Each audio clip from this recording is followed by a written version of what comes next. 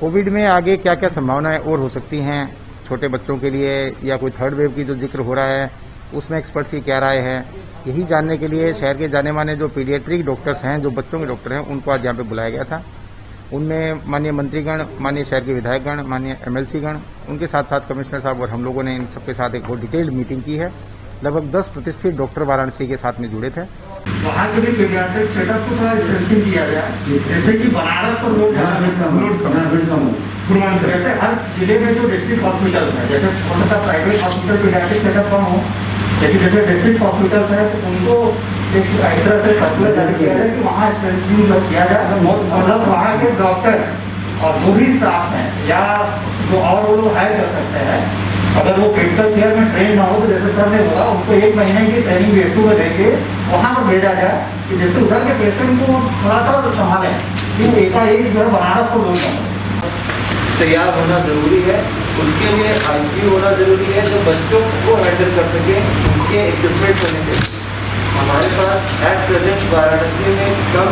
बच्चों के आईसीयूज हैं, तो जो एडल्ट आईसीयूज हैं उनको भी बच्चों के लिए एटलीस्ट हम लोग को तैयार करना जरूरी है।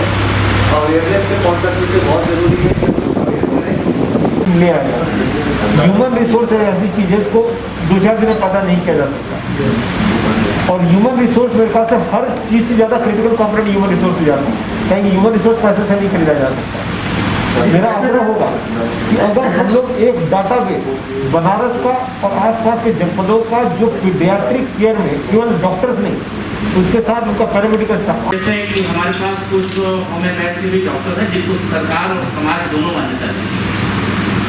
उनके भी एक्सपर्ट और सरकार में भी मान्यता है होम्योपैथ। मेरा तो एक अनुरोध है कि अगर उनके भी एलोपैथी विचार लेकर के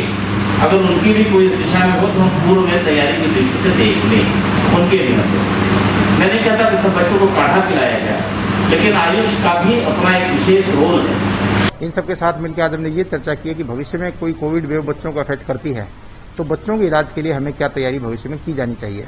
बहुत ही महत्वपूर्ण इनपुट मिले हैं और आने वाले 1 वीक में बड़े ही कोऑर्डिनेशन के साथ हम लोगों ने तय किया है कि सारी लिस्टिंग हम लोग कर लें कि किस प्रकार के आईसीयू, एनआईसीयू, पीआईसीयू या किस प्रकार के वेंटिलेटर बेड या कौन कौन से हॉस्पिटल में कैसे कैसे इलाज हो सकता है, वो सारी की सारी लिस्टिंग 1 वीक में करने के बाद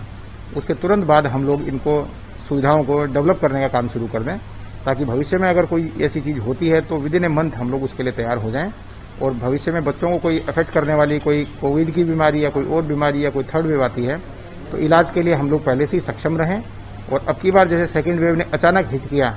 वैसे हम लोगों की तैयारी पहले से रहे, ताकि इस तरह की कोई घटना जो अब की बार सेकेंड वेव में हुई वो आगे ना हो पाए। तो इसी के लिए अभी से तैयारी प्रारंभ कर दी गई है। कोविड वेव सेकेंड जो है वाराणसी में काफी घट चुकी है। इसी समय का सदुपयोग करते हुए ये तैयारी शुरू करते हुए हम लोग 1 वीक में प्लानिंग करते हुए 1 महीने के अंदर अंदर सारी सुविधाएं डेवलप कर देंगे, ताकि भविष्य में वाराणसी बच्चों की बीमारी के प्रति सुरक्षित हो जाए। तो बच्चों की क्या देंगे परिवारों को जो मास्क घर में उतार देते हैं? अभी सारी प्लान बन रही है, क्योंकि डॉक्टर्स और जो जानकार लोग हैं या बाकी देशों में जो थर्ड वेव आई है उसको ऑब्जर्व करके ये लोग जो भी ओपिनियन देंगे 1 सप्ताह में उसको पूरा इम्प्लीमेंट कराने की कोशिश की जाएगी। उसमें चाहे मास्क हो, चाहे सैनिटाइजर हो, चाहे भविष्य में कोई दवाई बांटनी हो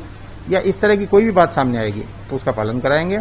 अस्पतालों को तैयार कराने की बात हो, सरकारी हॉस्पिटल्स प्रिपेयर करने हो, वो सारे करे जाएंगे और जनता में जो जो मैसेजेस देने हैं वो भी तैयार किए जा रहे हैं। 1 हफ्ते के बाद इन सबको हम लोग फील्ड पे उतारने का प्रयास शुरू करेंगे। आज बनारस के जो बच्चों के डॉक्टर हैं और यहाँ के अधिकारी साथ बैठ करके जो तीसरी लहर की बात हो रही है, तीसरी लहर में हमें क्या तैयारी करना चाहिए, क्या ओपिनियन है, क्या राय है, उसके बारे में चर्चा हुआ विस्तार से। तीसरी लहर की संभावना बताई जा रही है तो बच्चों पर उसका इफेक्ट पड़ेगा, तो बच्चों को डॉक्टर के साथ में और अधिकारी से बैठक मीटिंग किया गया। काफी अच्छा विषय रहा है, उनसे कहा गया कि तैयारी में क्या करना चाहिए, सरकार को क्या तैयारी करना चाहिए एज ए डॉक्टर।